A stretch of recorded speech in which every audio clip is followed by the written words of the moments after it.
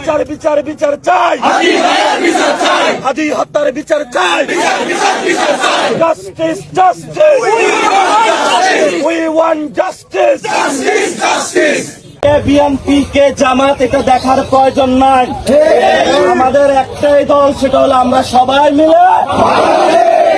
যশোরের বেনাপোল বাজার এলাকায় জাতীয় নাগরিক পার্টির এনসিপি মুখ্য সমন্বয়ক নাসিরউদ্দিন পাটোয়ারির গাড়ি বহরে হামলার ঘটনা ঘটেছে। আজ বুধবার ৩রা জুন দুপুর ১:১টার দিকে ঘটনা ঘটে। হামলায় অন্তত ৪ জন আহত হয়েছেন বলে জানিয়েছে দলটি। এনসিপির পক্ষ থেকে জানানো হয়, বেনাপোল বাজারে পৌঁছালে নাসিরউদ্দিন পাটোয়ারির গাড়ি বহরকে লক্ষ্য করে চোরাগুপ্তা হামলা চালানো হয়। এতে ছাত্রশক্তি নেতা খান মিফতাহুল মুস্তাফিজ আহমেদ, তাসকিন আহমেদ তাজিম এবং যুবশক্তি নেতা রূপম আহসান অর্ণব সহ ৪ জন আহত হন। তবে হামলার সময় গাড়িতে থাকা এনসিপির মুখ্য সমন্বয়ক নাসিরউদ্দিন পাটোয়ারি, যুগ্ম সদস্য সচিব ফরিদুল হক এবং দলের অন্যান্য শীর্ষ নেতারা নিরাপদে রয়েছেন বলে নিশ্চিত করেছে দলটি।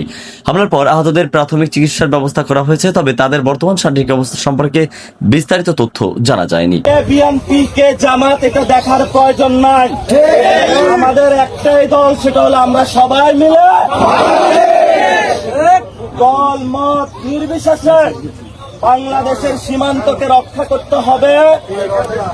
সীমান্তে কোনো ভারতীয় পুশিন চলবে না। এ ঘটনায় কারা জড়িত ছিল এবং কি কারণে হামলা চালানো হয়েছে সে বিষয়ে তাৎক্ষণিকভাবে কোনো তথ্য পাওয়া যায়নি। আইন শৃঙ্খলা রক্ষাকারী বাহিনীর পক্ষ থেকেও এখনো পর্যন্ত আনুষ্ঠানিক কোনো বক্তব্য দেওয়া হয়নি। ঘটনার পর এলাকায় উত্তেজনা বিরাজ করছে। হামলার প্রকৃত কারণ উদ্ঘাটন এবং জড়িতদের শনাক্তে অনুসন্ধান চলছে বলে সংশ্লিষ্ট সূত্রে জানা গেছে। শেখ আলী আকবর, গাংচিল টিভি ডেস্ক রিপোর্ট।